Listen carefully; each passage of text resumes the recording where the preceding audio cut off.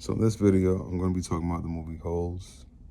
The main character, Shia LaBeouf. His name in the movies is Stanley Iones. Last name Stanley spelled backwards. I have seen the movie as a child, but I, recently watched it again as an adult, and the meaning of that movie is very important. If you have seen it, you haven't seen it, see the movie. You haven't seen it, rewatch it. It's important. Let me tell you guys why. You know, well, I'm gonna say for me, the movie's important. Well, the movie's important because you can't forget who helped you out. Never forget who helped you out. Never forget you know, who helped you, chase your dreams. Sometimes, you can't forget about them. It's important. And also, you never know who you will meet that will change your life, and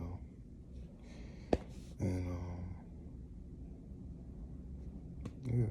But so watching the movie as an adult,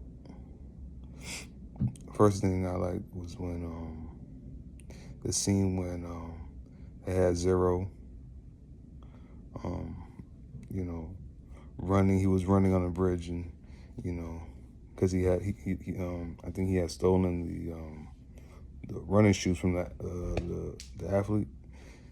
He stolen them from I think it was the shelter, right? From the shelter, but he stole them. He walked out, and then he noticed the police. So he started running, and then he threw the shoes off the bridge, right? Ironically, Stanley, I guess he was walking under the bridge, and I guess the shoes fell right in front of him. So I'm pretty sure Zero went to the what's it called, like the kind of like the kids boot camp, where they had to dig up the holes because instead of going to jail. So Zero went there first, and Stanley, I think the police actually, I think the cops actually went to Stanley's parents' apartment, and then the parents was like, no, whatever he did, it wasn't him. He didn't do it. Saying, and then they'll go to court, and he said, instead of going to jail, put you to camp. Stanley was like, well, I never been to camp before. Fast forwards, Stanley goes to the camp, he meets the, kind of like the, what's it called, like some of the directors, who directors of the camp, he meets them, he meets the, people, the other kids who are in the camp, so in the movie, Stanley started getting noticed. They started calling Stanley, I forgot the name of it, but it started calling Stanley Caveman because he finds things, when he did the holes in the sand.